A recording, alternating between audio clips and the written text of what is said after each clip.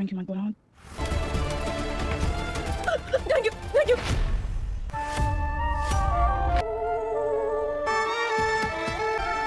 Function का time हो रहा है इसलिए आप लोग सब फटाफट रेडी हो जाइए प्लीज। सीरियल ये रिश्ता क्या कहलाता है के आने वाले एपिसोड होने वाले हैं ज़बरदस्त सनसनीखेज। आने वाले एपिसोड में दोस्तों आप देखेंगे यहाँ पे फंक्शन की तैयारी के वक्त काजल का पैर फिसलता है और नोकीली चीज़ पर उसका गला लगने ही वाला होता है, यानी माथा उसका नोकीली चीज़ पर लगने ही वाला होता है। यहाँ पे विद्या जी उसे रोक लेती है, बचा लेती है।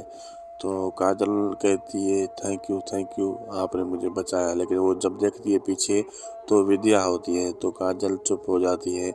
तो सारे लोग खुश हो जाते हैं, विद्या जी ने इसको बचा लिया, नहीं तो इसकी जान भी जा सकती थी।